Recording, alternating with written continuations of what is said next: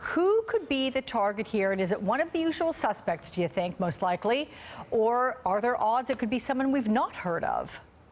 Well, Alex, it would truly be a surprise if it was somebody in the inner circle of the White House like a Jared Kushner or Donald Trump Jr., as the congressman was alluding to there.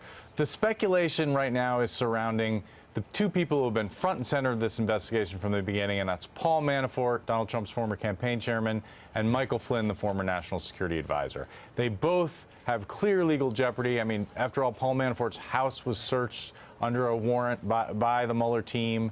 Both of these men have had to register retroactively as foreign lobbyists. Both have had questionable financial transactions. And so it wouldn't surprise any analyst who's been following this case closely if it was either of these two men who were the targets. But it's also possible that it's a tangential figure that maybe we haven't thought of, some secretary somewhere that is going to be accused of lying to the FBI, and that this is an attempt by Mueller to send a message to the main defendants in the case.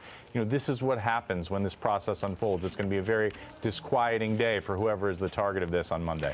Does it make any difference at all, Ken, if the person who is getting indicted is someone who's close to the president, like Manafort, like Flynn, who have been close to the president back then, but are not now?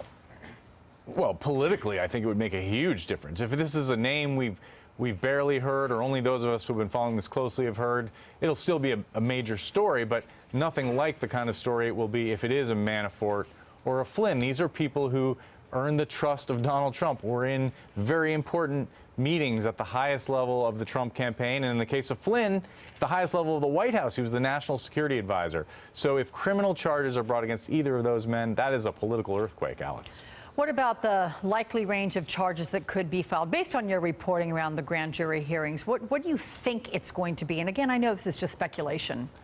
Well, you know, we know that this investigation is about whether Americans colluded with the Russian effort to interfere in the presidential campaign. But we also know there's no statute prohibiting collusion with a foreign power. So a lot of other potential crimes have been examined here, ranging from failure to register as a foreign lobbyist, which could be a felony if it's intentional, to failure to properly disclose on security clearance forms, to mail fraud, wire fraud, tax fraud, to lying to the FBI. Those are all in play here, Alex. Okay, Ken, what do we expect to see on Monday? Will we see someone get arrested?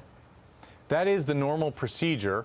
The defendant would be arrested and then brought for an initial appearance before a federal magistrate who would decide whether to grant bond, and in these kind of cases, bond is almost always granted, and then the defendant would be released. Ken Dilanian, thank you so much for the start of this hour. We appreciate that.